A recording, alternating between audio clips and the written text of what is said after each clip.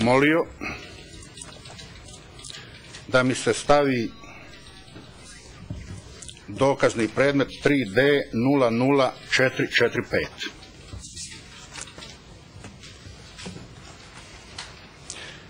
Radi se o kompletnom engleskom prijevodu što su dobili časni suci i ostalo, Islamske deklaracije, koju je napisao gospodin Alija Izetbegović. Da li je to točno? Da.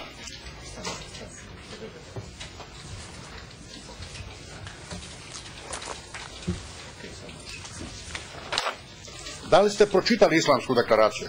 Više puta. Nema onda potrebe da vas pitam da li je temeljna politička poruka Islamske deklaracije građanska Bosna i Hercegovina sa željom da muslimani pređu 50%, a da onda uvedu Islamsku republiku. Da li to u toj deklaraciji piše?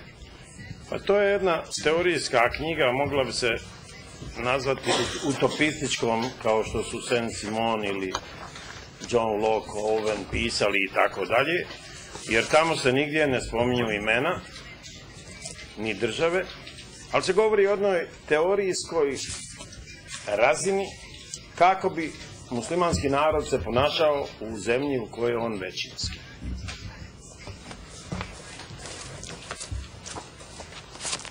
Da li je Islamska deklaracija u vrijeme prvih parlamentarnih izbora u Bosni i Hercegovini tiskana u više od 200.000 primjeraka i podijeljena, recimo, muslimanskom stanovništvu, a pretežito članovima Stranke demokratske akcije?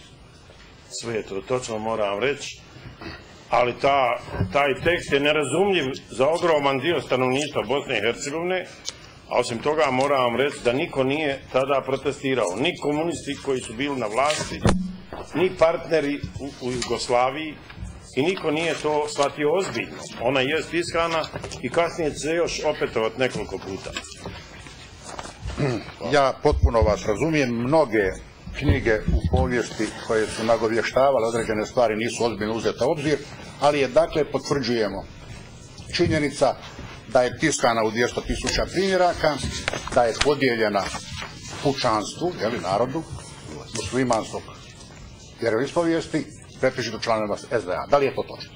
Vjerovatno, čim su oni tiskali toliki broj, morali su naći članove SDA da podijele. I drugih partija muslimanskih, a mislim da su i muslimani komunisti čitali to.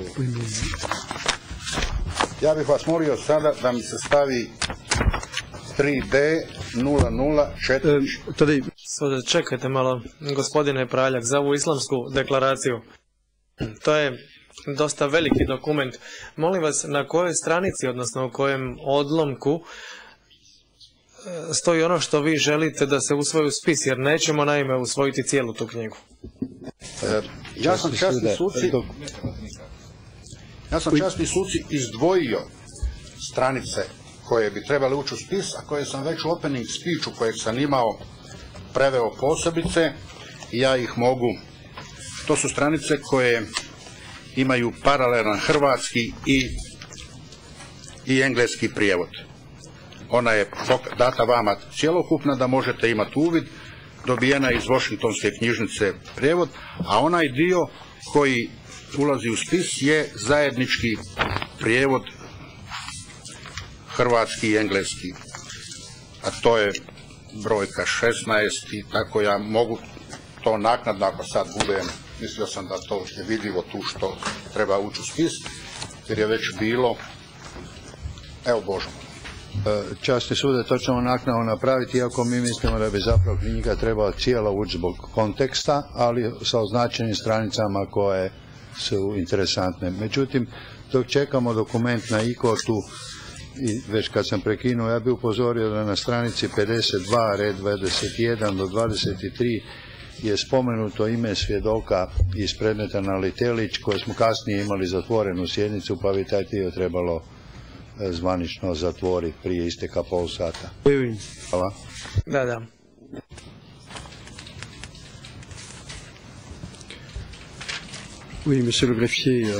Da, gospodine tajniče, molim vas. Gospodine Kljujiću, ova knjiga, Islamska deklaracija, jeste li vi nju cijelu pročitali? Vi? Da.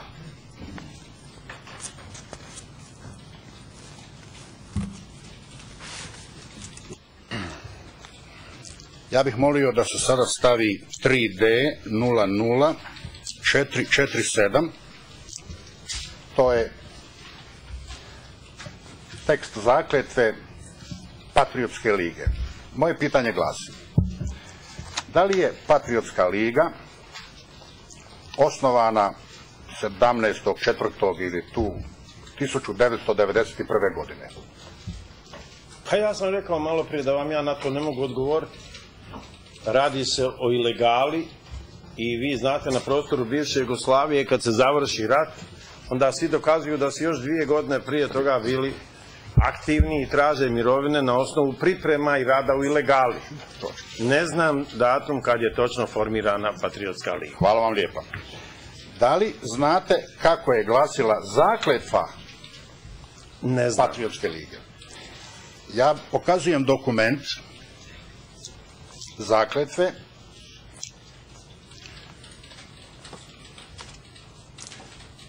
prema knjizi Nihada Halilbegovića, činjenice o Patriotskoj ligi Bosne i Hercegovine, Sarajevo, 1994. na 17. stranici, i ja ću pročitati. Zaklinjem se Allahom Želešanuhu da ću uvijek, u svako vrijeme i na svakom mjestu braniti sve interese muslimanskog naroda i tako dalje. Poslije se ta zakletva htjela ispraviti, ali nažalost puno dokumenata je ostalo koji ipak o tome govore, od kojih ja imam još neke. Da li je dakle točno da je temeljna, tada već ilegalna organizacija, vojna organizacija Patriotska liga govorila isključivo muslimanskom narodu sa zakletvom u Allaha velikoga? Prvo, kad spominjete Boga, mislim da nije ništa ni neprirodno, može svak reći tako mi Bog pomogao. Drugo, da napravimo inverziju pa da pitamo da li je neka druga formacija nekog drugog naroda u Bosni i Hercegovini predvidjela da će braniti interese nekog drugog naroda. To je potpuno bilo prirodno. Druga je stvar dokle je to dovelo, ali tu nema ništa protuzakonito. Svi su branili svoje interese u početku. Na moju sreću u početku su bili zajednički interesi Hrvata i muslimana Bošnjaka, što se kasnije to raslojilo, meni je jako žao. Ali u toj zakletvi, pogotovo pisana post festum, nisam siguran da je ovako bilo. Znate zašto? Najveći broj ljudi koji je pristupio u Patriotskoj ligi došao je iz jedinica Jugoslavenske narodne armije koji su bili ateisti. Gospodine Kljujiću,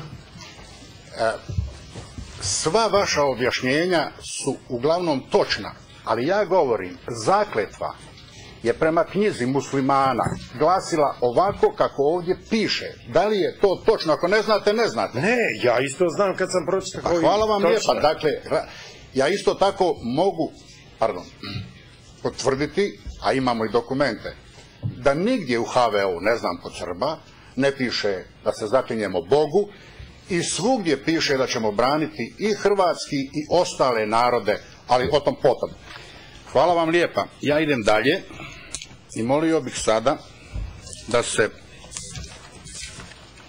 pokaže dokument 3D 00420.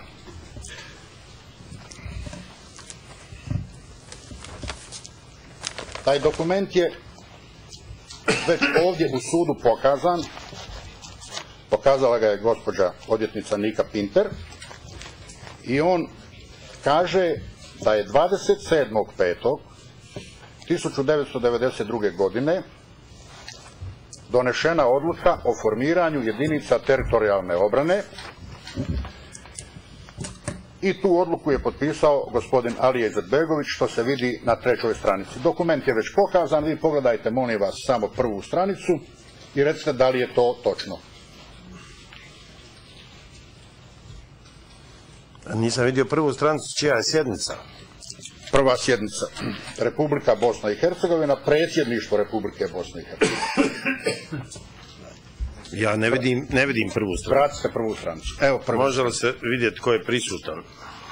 Ne, ništa, samo je potpisao gospodin Izetbegović. Ja se ne sjećam ovog dokumenta, osim toga sve su jednonacionalna imena, osim Mate Šarlije koje je pseudonim i on ima izvorno ime. Točno, ovdje je svjedok potvrdio da je Mate Šarlija musliman i kad pročitamo, zove se Nijaz Batlak, a ovdje kad pročitate svih ovih imena, možete li pronaći i jednog Hrvata? Na prvoj stranici nema. Molim drugu stranicu.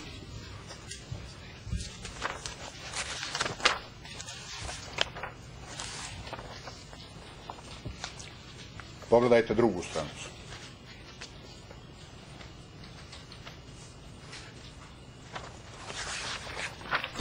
Nema ni jedan, osim ako se neko nije osjećao nacionalno kao Hrvat, što mi nije poznat. Molim treću stranicu.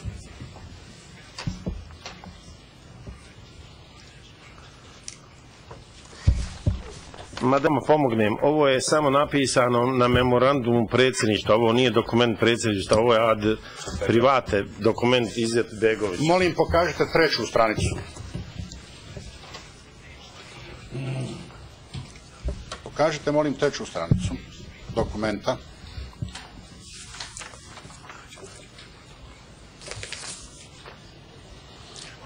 Pogledajte, molim, da li je to potpis gospodina Izetbegovića i da li je to pečat koji se, nažalost, malo lošije vidi? Sve pod pretpostavkom da jeste. Ima i broj protokola. Točan broj protokola. Jeste. Časni sude, čini mi se da zapisnik ne odražava potpuni odgovor svjedoka u redu, na stranici 69, red 3, na kraju je svjedok rekao to je Izetbegovićev privatni dokument. Tako nešto je bilo rečeno. Ja molim da se to verifikuje. Da, apsolutno, ja nikad nisam bio upoznat s ovim, a niti bi potpisao i dao suglasnost. Ali vi smatrate da je privatni dokument Izetbegovića? On ga je potpisao sa državnim pečatom i na memorandumu predsjedništva, ali ove odluke nisu bile predmet diskusije niti na nekoj sjednici u predsjedništvu koju sam ja prisustvovao. Hoćete li, molim vas, na Elmo staviti tabelu, da pogledate? Na Elmo stavite tabelu. Vodioci mole da se prave pauze.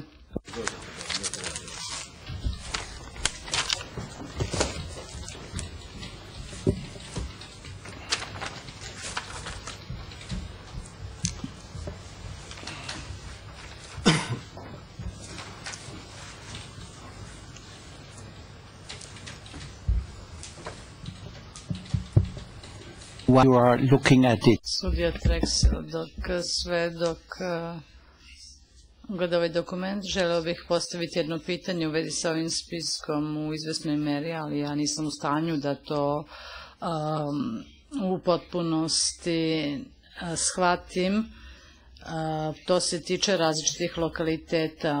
Izgleda da su ti lokaliteti geografski smešteni na određeni način, pa se pitam se da li su lokaliteti ili mjesta gdje je stanovništvo bilo većinski hrvatsko uključeni ili se ovo tiče samo vojske koja je razmeštena ili formirana u mjestima gdje je stanovništvo bilo većinski muslimansko. Livno, te opštine duž hrvatske granice, na primjer. Tuzla, Livno, Mostar. Mikrofon za gospodina Praljka. Koje su Srbi već imali pod svojom kontrolom. Dakle, sav ostali dio Bosne i Hercegovine je bio po ovom tekstu raspoređen samo muslimanima i jednim Srbinom. Nije bilo ni jednog Hrvata, što je svjedok posvjedočio, A sada molim pokažite Elmo. Ne, molim vas, stop, molim. Ja sam posvjedočio da to piše na ovom papiru. Međutim, molim vas, papir nije validan, ne odgovara istini. U to doba... Gospodine Kljujiću, molim vas. Papir nije dokument. Molim vas. Ja znam da je možda preskočena vaša uloga u predsjedništvu, ali ovaj papir jeste odluka potpisana od gospodina Izetbegovića kao predsjednika predsjedništva. On daje zapovjed, taj je dokument validan. To što on po vama ne bi trebao biti takav i po meni ne bi bio takav, to je potpuno druga priča. On ne odražava stvarno stanje stvari prema Ustavu Bosne i Hercegovine. To ja vas potpuno razumijem. Ne, vi ne razumijete stvar da ovaj dokument nije stvaran. On je možda napisan odmah po dobivanju nezavisnosti. Pošto je Bosna i Hercegovina imala teritorijalnu obranu, ali su Srbi odnijeli oružje, materijalna dobra i otišli. Ostala je teritorijalna obrana i ja vama moram reći imena ljudi koji su djelovali u teritorijalnoj obrani Bosne i Hercegovine. Ovo su tek kasnije bili lokalni ti funkcioneri. Postala institucija, ona je bila zajedno u zgradi predsjedništva i pod komandom ministra obrane. Gospodine Kljujiću, molim vas pomozite. Ja bih s vama, vjerujte, nadugo razgovarao, ali ja nisam dobio od časnih sudaca. Ja moram proći tehničku stvar. A znam li ja vama hoću da pomognem? Pazite, molim vas, vi samo recite, da li vi za ovaj dokument znate ili ne znate? Za ovaj dokument ne znam. Hvala. Molim vas, on nije validan, jer u to doba postoji zvanična teritorijalna obrana Bosne i Hercegovine pod zapovjedništvom ministra obrane u kojoj su bili generali Čiber i ovo Divjak, čime ja, Mustafa Irlahović i mnogi drugi, čime ja obaram ovaj procenat ovdje koji je napravljen. If I may intervene at this point. Gospodin Karnovac, ako dozvoljavate, želeo bih nešto sada reći. Kao prvo, nije dato odgovor na pitanje sudije Trajsela, mislim da zaslužuje odgovor, no nažalost gospodin Kljujić je rešio da odgovara na pitanja koja mu nisu postavljena. Dakle, zamolio bih da se ponovo postavi pitanje, general Praljak može odgovoriti na njega radi zapisnika. Kao drugo, reč važeći je upotrebljena. Ja se pitam da li to važeći se tu koristi u drugačijem smislu nego legalni. Je li ovo legalni dokument ili ilegalni dokument? Da li to znači da je ovakav jedan dokument koji ima i potpis i pečat i sve protivzakonnik u smislu da je sačinjen van granica ustavnih ovlaštenja? Predsjedavajući sudija, gospodin Kljujiću, vi ste rekli da ovaj dokument nije važeći. Šta to tačno znači? Da li to znači da ovaj dokument ne odražava stvarno stanje stvari na terenu ili je dokument gospodin Izetbegović potpisao izašavši time iz granica svojih ovlaštenja? Jedno i drugo. Postojala je struktura teritorijalne obrane čija je struktura sasvim drugačija od ove navedene, dakle to je bila legalna. Druga stvar, ne može predsjednik predsjedništva, odnosno predsjedavajući predsjedništva, tu je, mislim, jedan od finesa u jeziku, on je chairman of presidency, not president of presidency.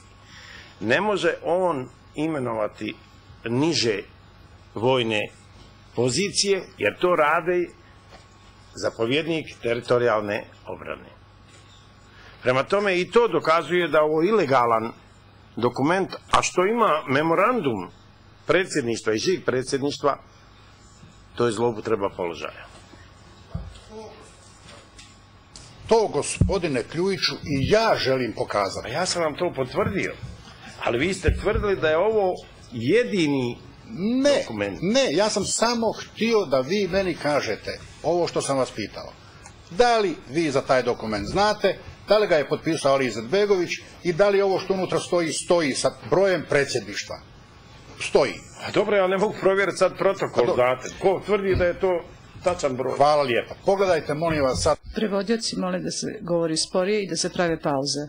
Sudija Treksel. Ne. A sad je na redu moje pitanje. A usput i primedba, Svedok je rekao da ovaj dokument nikada nije video, da nema nikakve veze s njim, tako da mislim da je tužilaštvo, na primjer, htelo da predoči ovaj dokument. Ja mislim da bi advokati iz timova odbrane odmah skočili i rekli da je to neprihvatljivo. Pa se pitam, ne bi li se i sada moglo to primeniti, a vidim da sada poskakuju advokati odbrane. Gospodin Karnovac, da, to. Gospodin kaže da je gospodin Izetbegović prekoračio svoje ustavno ovlaštenja kada je ovaj dokument sačinio, kada je obavio ova imenovanja. Dakle, to pokazuje da je postojala dvolična politika u kojoj je on koristio svoje ustavna ovlaštenja na način koji njemu odgovarao. Dakle, svedok u suštini kaže da ovaj dokument samo po sebi protivzakonita tvorevina, jer se iz njega vidi da gospodin Izetbegović deluje van svojih ustavnih ovlaštenja. Ovaj gospodin ovde u isto to vreme, u vreme kada je sačinjen ovaj dokument, bio je član predsjedništva, što dovodi do sljedećeg pitanja. Ako je on bio član predsjedništva, kako je onda predsjednik predsjedništva mogao krišom obaviti ova imenovanja? I mislim da je to ono na što želi ukazati general Praljak.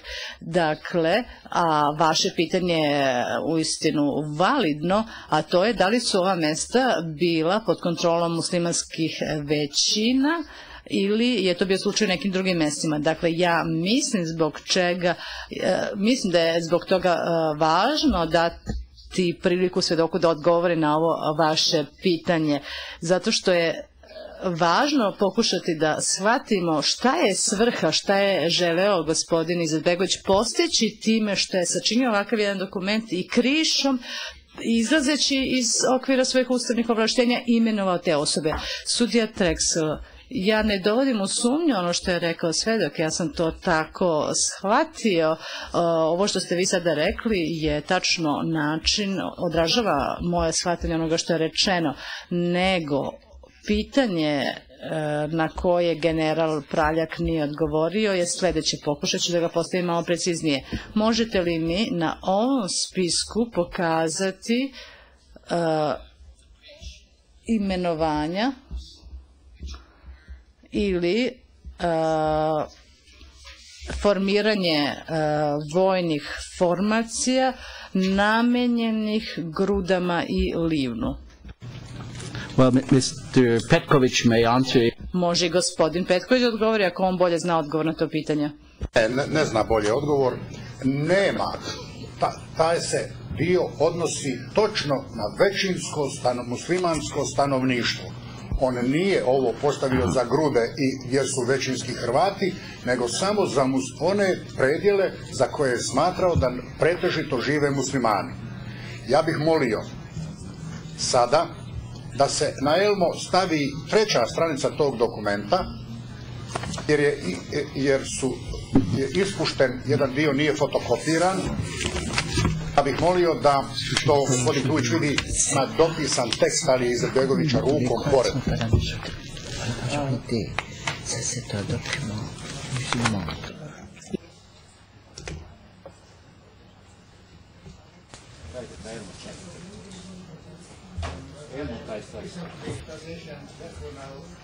I listened to the French translation. Sudija Prandler, želeo bih nešto da vas pitam sada kada sam čuo do kraja francuski prevod.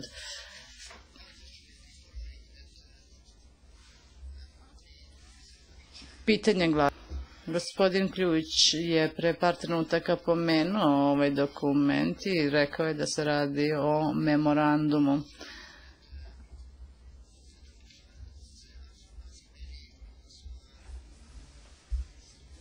On tiče se,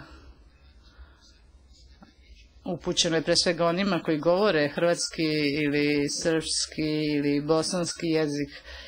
Ovde na ovom dokumentu u preambuli stoji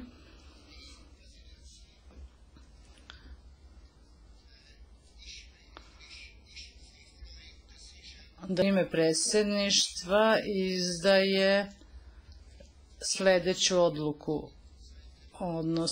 Donosi odluku o formiranju jedinica teritorijalne odbrane. Tako piše u originalu. Dakle, pitanje koje bih vam postavio je li prevod na engleski dobar, da li je dobro prevedeno kada je na englesku napisano decision, što znači odluka, ili bi to trebalo se shvatiti kao memorandum, kao što je rekao gospodin Kljujić. Ovo pitanje je upućeno ili gospodinu Praljku ili bilo kome drugome ko može na njega da odgovori.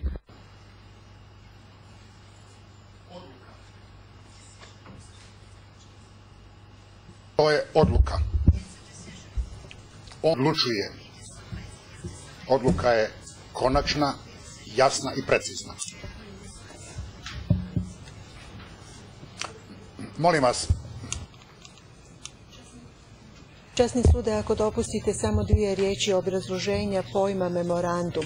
Kako ga je svjedok rekao, to je uobičajeni način korištenja toga pojma koji označava jedan list papira koji u pravilu u lijevom gornjem uglu ima oznaku izdavatelja. Prema tome, komad papira na kojem gore piše da se radi o dokumentu predsjedništva Bosne i Hercegovine ili bilo kojeg drugog tijela, to se naziva memorandumom. Dakle, prazan komad papira sa takvom oznakom izdavatelja. Hvala. Možda da izbjegnemo svaki nesporazum, u engleskom bi se to nazivalo header, first page or with the header of the document. Zaglavlje. Memorandum kao zvanični papir koje koristi neka institucija na kojoj piše tekst.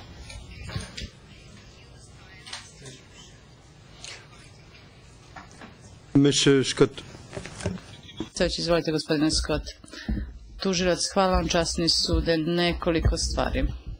Kao prvo, u vezi sa komentarima gospodina sudije Traksela, s time se u potpunosti slažem.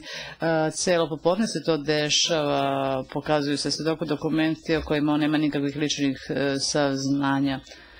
Ja nisam uložio prigovor na to, jer da sam to činio, onda bih bio stalno na nogama. No, činjenica da mu se cijelo popodne pokazuju dokumenti sa kojima nije upoznato.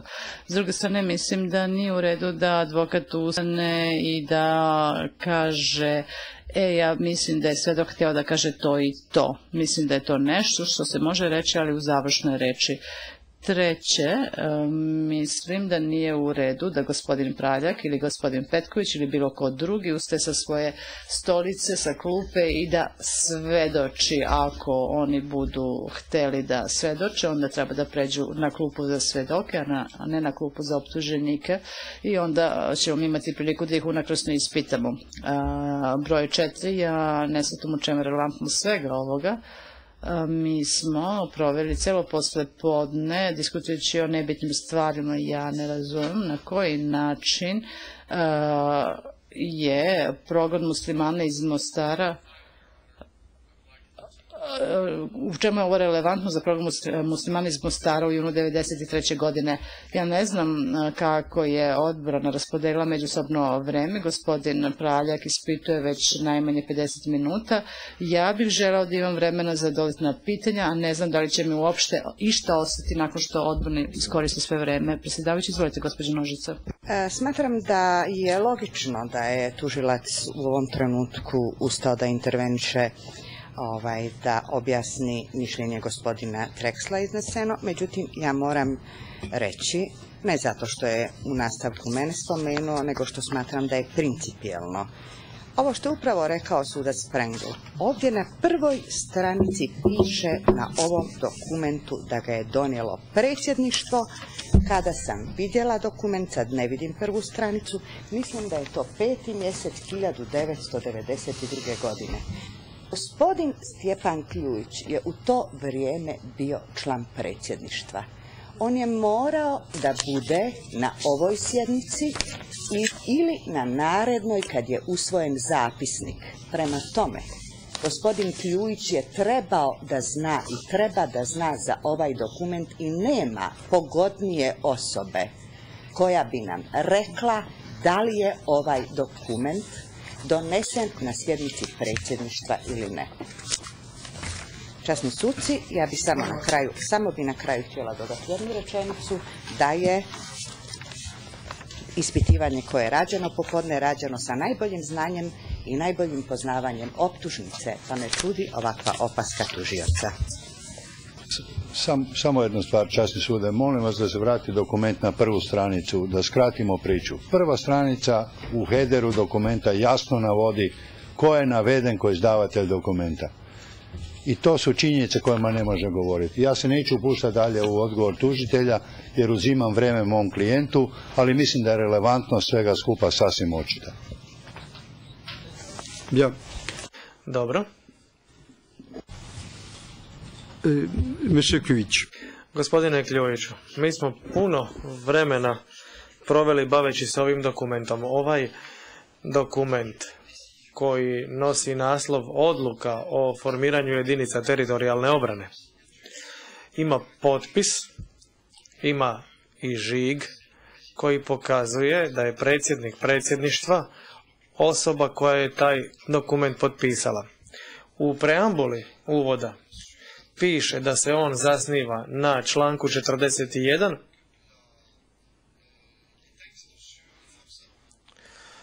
Zakona o oružanim snagama. Imamo dakle preambulu kao uvod, spominje se također i sjednica na koju se poziva koja je održana 27. svibnja.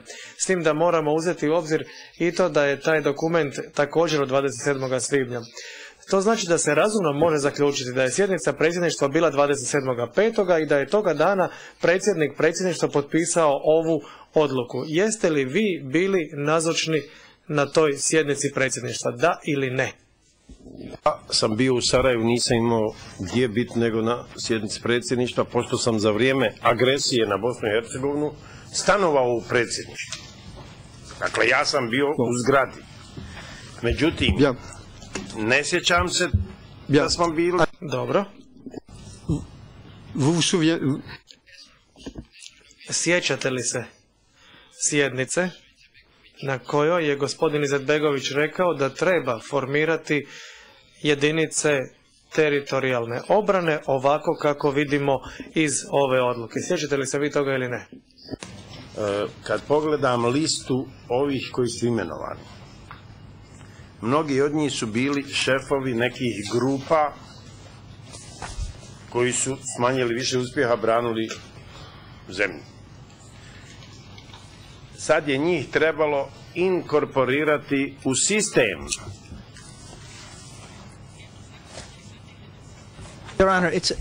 Obrana. Časni sude, ovo nije odgovor na vaše izravno pitanje. Pitanje je bilo jako precizno i mislim da svjedok na njega mora dati odgovor.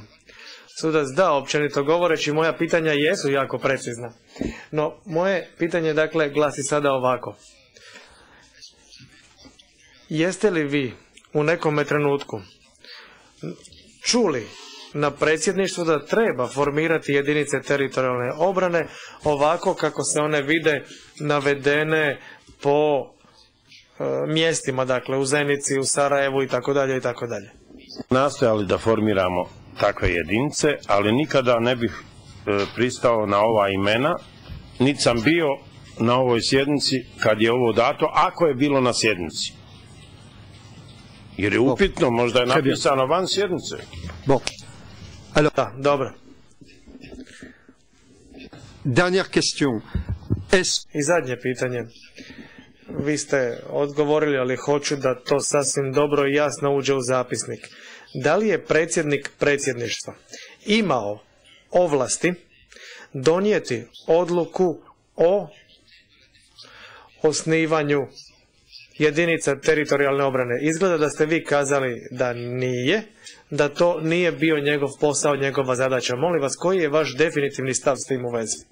Definitivni odgovor je da smo mi imali teritorijalnu obranu koja je djelovala aktivno od prvog dana agresije i da je za imenovanje ovih niže rangiranih zapovjednika bio odgovoran glavni štab teritorijalne obrane, a ne predsjedavajući predsjednik. Ja. Dobro. A tko je u to vrijeme bio načelnik štaba teritorijalne obrane, ako se sjećate? Sjećam se. Prvo je bio jedan gospodin pukovnik JNA, Efendić se zvao, kojeg nije puno simpatizirao Izetbegović, pasnije promijeniti, dovest će Sefera Halilovića, pa će na kraju promijeniti Sefera Halilovića.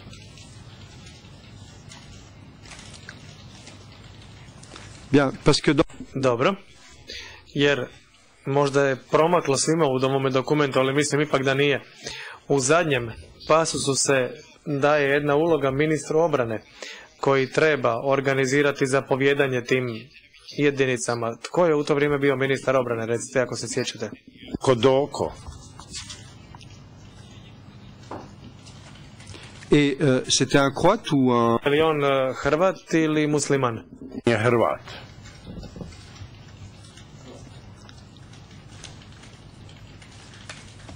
Et vous ne souvenez pas si monsieur... Vi se ne sjećate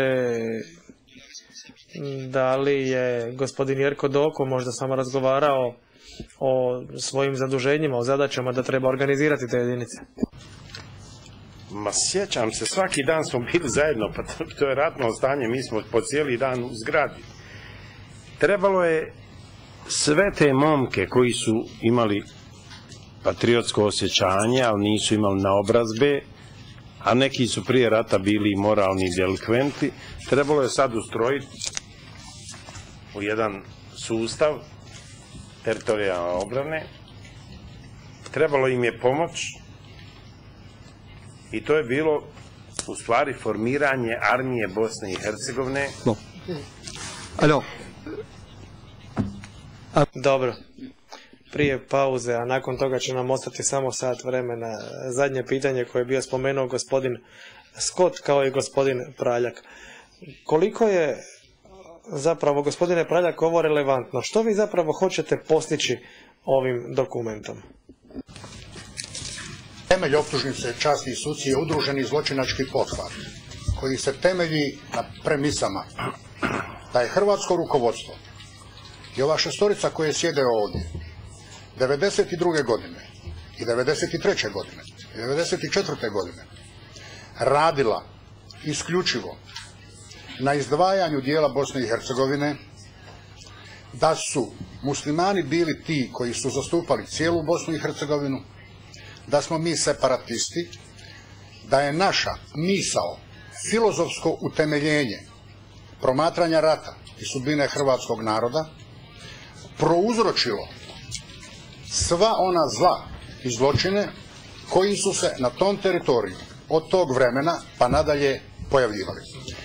Kako dokumenti koje ja ovdje iznosim bjelodano pokazuju sa svim drugim, sa kartama, sa brigadama, sa činjenicama ponašanja gospodina Izetbegovića, Patriotske lige, teritorijalne obrane, broja Hrvata kojih je 0 u ovome spisku, da ta činjenica u optužnici nema nikakve veze sa istinom, pokazivanje ovakvih dokumenata izaziva kod tužitelja nervozu i zabrinutost, jer ništa od temelja optužnice koja se ovdje hoće nametnuti ne može s ovakvim dokumentima po mom dubokom uvjerenju proći. I zato ja mislim da su ovi dokumenti relevantni za sud, da pokazuju razvoj događaja, dugotrajan, iz dana u dan kako se situacija i zašto pogoršava, kako će do tog rata doći, a kako će onda kao posljedica tog rata, kao posljedica nemogućnosti kontrole unutar tog rata doći i do onih činjenica o kojima govorimo. Zato mislim, časni suci, da je ovo što ja govorim utemeljeno u optužnici. Dobro, vi dakle kažete da je po vama da je za vas ovaj dokument relevantan zato što je povezan s vašom obranom. Sada je 20:06, nastavit ćemo pauzu, no tajnik mi kaže da zbog pitanja vezanih za brisanje transkripta, dijela transkripta jednog imena, ćemo morati napraviti pauzu od pola sata, što znači da nastavljamo u 18:10. Molim, ustanite.